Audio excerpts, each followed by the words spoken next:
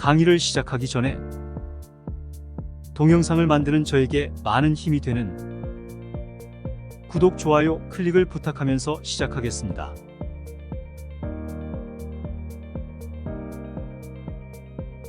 지난 4부 7강에서 묵묵히 자기 길을 가는 경금이라는 주제로 공부하였는데, 수강해 보면 이해하기에 난이도가 어려운 편에 속하므로 꼼꼼히 책을 보고 대조 및 확인하면서 천천히 공부해야 따라올 수 있음을 감안하여 세부 공부 내용인 신금과 공망도 다시 배우게 되므로 집중력을 발휘하여 예습 및 복습도 열심히 하셔야 합니다. 혹시 공부하다가 의문사항이 있으면 저의 네이버 카페 한문파고다 사이트를 방문하여 관련 내용을 검색 및 참고하면서 공부하시면 도움이 되겠습니다.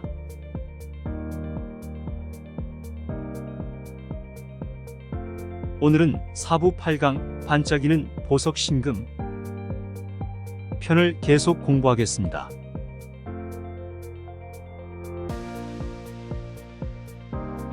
(1) 기본 성향 및 천간 관계. 키워드: 은금, 숙살, 보석, 종자시, 예리한 칼, 병신압, 을신춘. 특성: 신금은 음의 금으로 응축과 수렴을 통해 열매를 잇게 합니다. 익은 열매는 가을의 차가운 서리발에 의해 나무에서 떨어지게 되는데, 이것을 숙살지기라고 합니다. 숙살은 엄숙하게 죽인다는 뜻인데, 우후죽순 생겨난 것을 정리하고 겨울에 저장할 것을 남깁니다. 경금이 원석이라면 신금은 가공되어 쓰임이 생긴 금입니다. 보석, 다이아몬드, 귀금속이 되어 반짝반짝 빛나거나 예리한 칼이 되어 물건을 자르는 데 쓰입니다. 이러한 보석은 빛이 들어가야 더 반짝이므로 병화가 비춰주는 것을 좋아합니다. 상품이 이미 완성된 것이므로 사람들의 눈에 잘 띄게 됩니다. 성격: 성격은 섬세하고 깔끔하며 자신의 감정을 잘 표출하지 않습니다.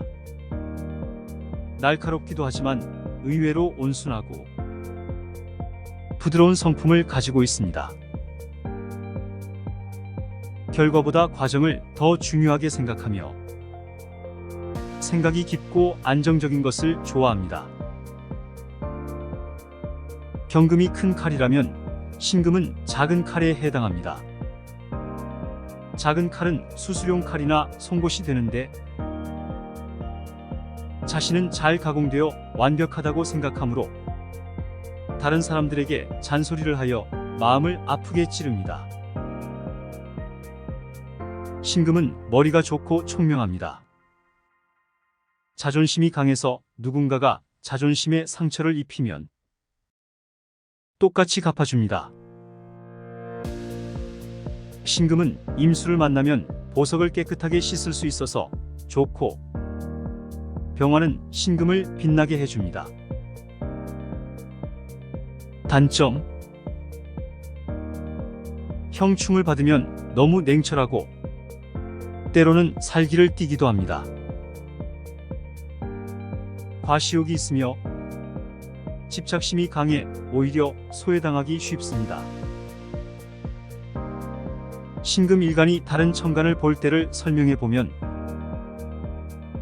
신금이 간목을 만나면 정제, 잘 자란 고목을 작은 칼로 베어 넘기려는 것과 같이 성과는 없고 헛수고만 하게 됩니다.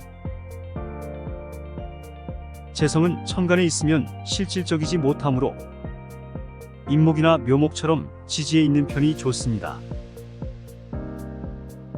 신금이 을목을 만나면 편재, 충, 예리한 칼로 화초를 잘라내는 것이니 시비와 구설 언쟁이 따릅니다.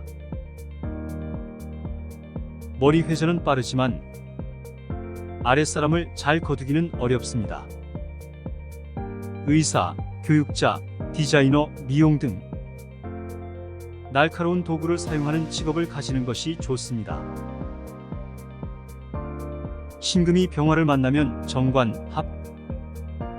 신금이 밝은 태양인 병화를 만나면 보석에 빛나는 조명이 비춰지는 것과 같고, 가을이 되어 열매가 아름답게 무르익어가는 형상이 됩니다. 어디를 가든 인정을 받고 능력을 발휘합니다. 남성은 자녀와 관계가 좋으며 취직이 잘 되며, 여성이라면 연애 결혼을 합니다. 신금이 정화를 만나면 편관. 이미 반짝이는 귀금속을 용광로에 넣어 망가뜨린 격이니 귀하게 쓸 수 없습니다. 정화가 사주 글자 속에 들어있으면서 왕하고, 제어해주는 수가 없으면 피해의식이 심하고 작은 일로도 스트레스를 받습니다. 겨울에 태어난 신금은 정화의 빛으로 특수직에 종사하면 좋습니다. 신금이 종자씨이면 정화는 발아씨 눈이기 때문입니다. 교육자, 생명공학자, 교도행정직, 안전연구원 등이 잘 맞습니다. 신금이 무토를 만나면 정인. 금은 보화가 잘 보관되어 있으므로 안정되고 평안한 일생을 보내게 됩니다. 무법자로부터 보호를 받는 셈입니다. 그러나 무토가 너무 많으면 아름다운 보석이 흙 속에 묻혀 있는 것이 되어 재능을 발휘할 수 없고, 공부를 해도 실전에 쓸 수 없습니다. 신금이 기토를 만나면 편인. 논밭에 버려진 보석이 되어 판단력이 흐려지고 일이 더디게 풀립니다. 머리는 좋으나 사회적인 활동이 없으니 재능이 발휘되지 못합니다. 금이 약할 때는 기토가 도움이 됩니다. 가을이 되어 열매가 맺히는 때이기도 합니다. 신금이 경금을 만나면 겁재. 신금은 귀금속, 경금은 원석이니 신금은 경금과 자신을 비교하려는 심리가 강해지고 자신이 더 잘났다고 설칩니다. 하지만 섞여 있으면 신금에 상처가 나기 때문에 정화의 도움이 필요합니다. 경금이 겁재가 되므로 재산을 온전히 지키기 어려우며 손해가 생깁니다. 신금이 신금을 만나면 비견. 보석 2개가 나란히 있어서 잘난 척하므로 주변에 적이 많습니다. 재주는 뛰어나지만 덕이 없고 사람 자체는 깔끔한데 기회를 놓치게 됩니다. 비견이 있으면 관성과 재성이 무력해집니다. 신금이 임수를 만나면 상관. 다재다능하고 아이디어가 뛰어납니다. 보석이 임수에 깨끗이 닦여져 주위의 모든 갈채와 인기를 독차지합니다. 그러나 사주에 임수가 많고 화 기운이 없으면 음란해지거나 재주가 많아도 전문성이 떨어져 작은 역할만 하게 됩니다. 신금이 개수를 만나면 식신. 작은 칼에 비가 내리는 것이니 칼이 녹슬어 무용지물이 됩니다. 의료 계통으로 가는 것은 좋습니다. 종자씨에 물이 닿아서 싹이 트고 나무가 되기 때문입니다. 나무가 된다는 것은 생명력을 키우는 일에 해당합니다. 창의력이 뛰어나고 임기응변에 능하며 섬세하고 예민하고 깔끔합니다. 장점을 발휘하기 위해서는 병화, 간목, 임수를 만나야 좋습니다. 참고로 우리 교재에는 신금이 계절별로 만나는 12지지에 대한 설명은 자세히 설명하지 않아 부족하므로 본인이 작성한 슬라이드 몇 장을 참고하시고, 요즘에 제가 공부하는 무형상 명리학 소무승 저이라는 책에 267쪽부터 276쪽까지 참고하시기를 바라며, 이 책이 많은 도움이 될 것이라 생각하므로 추천하는 바입니다.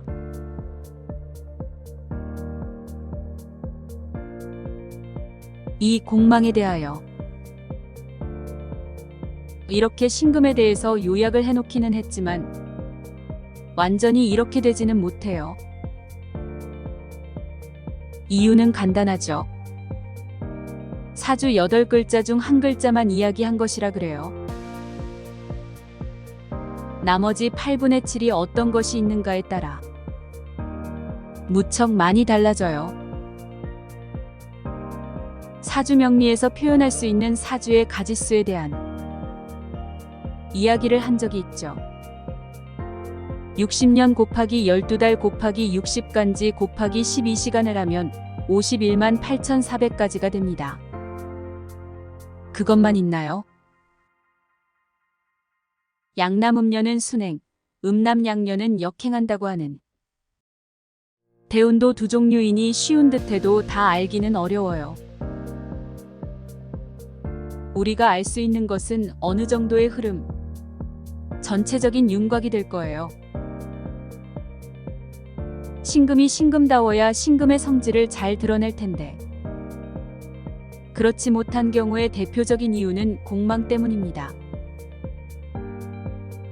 그래서 이번 주제를 공망으로 잡았습니다.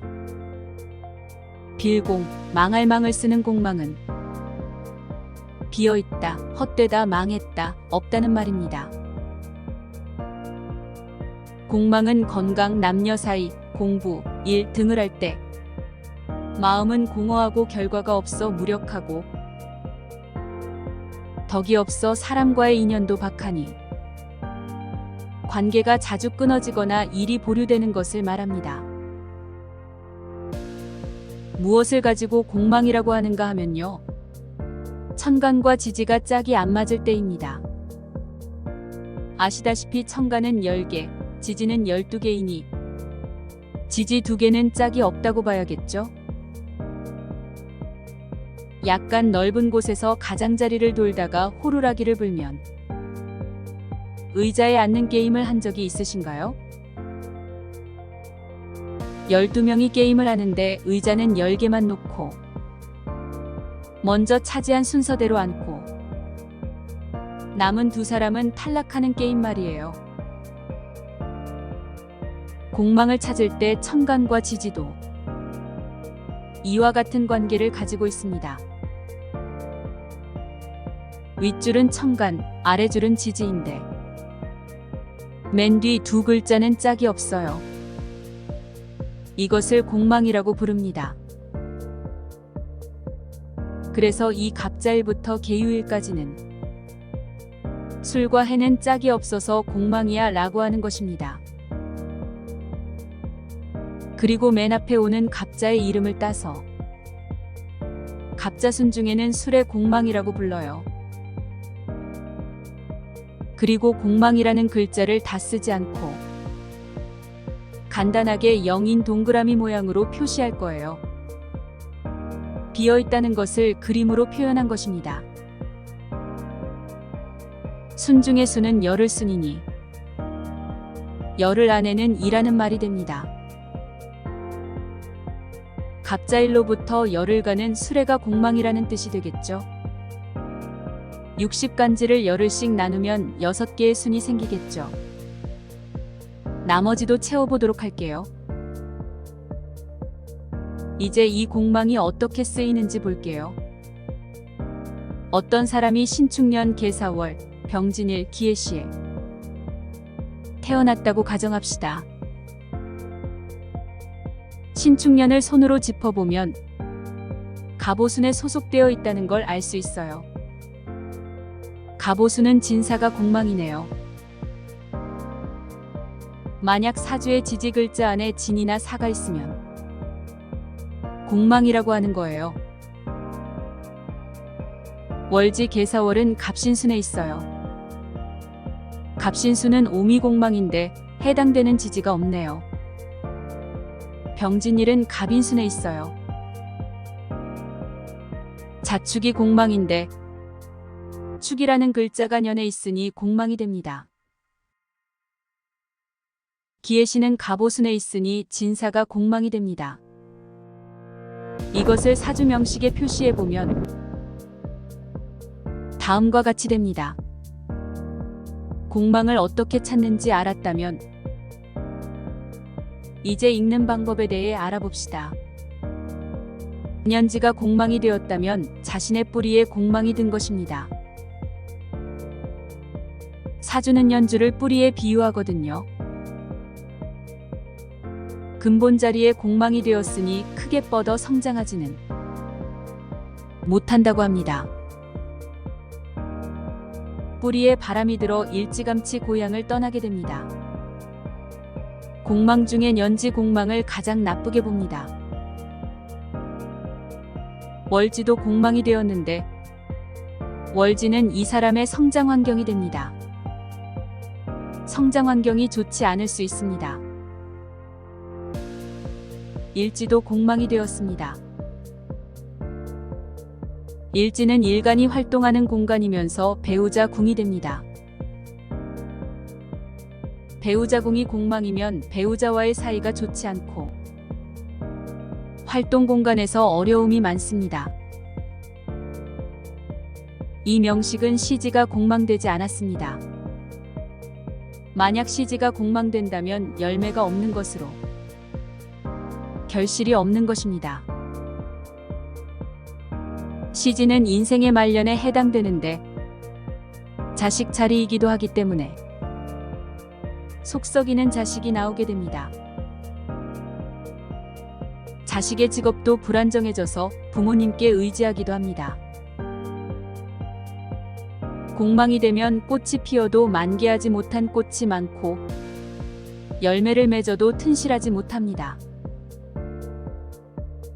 그러니 노력을 해도 대가가 없고 원하는 것이 있어도 성취가 어려운 것입니다. 조금 더 나가볼까요? 명리에서 공망을 연월일시로 나누어 보는데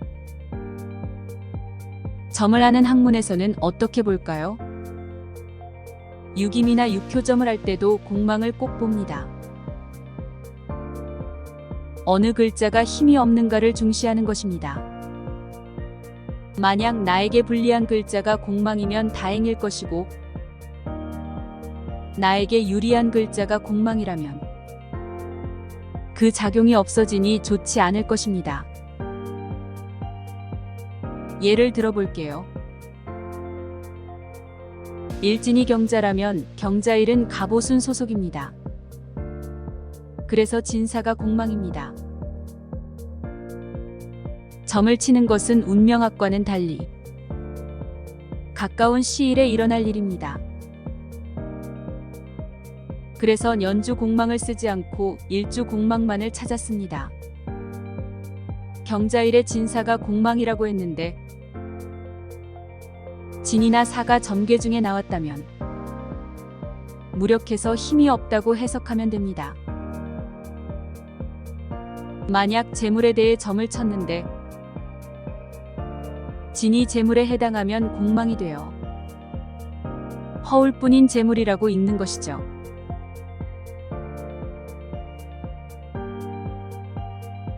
그럼 계속하여 다음 사부 구강에서 고요하고 지혜로운 임수 라는 내용으로 뵙겠습니다.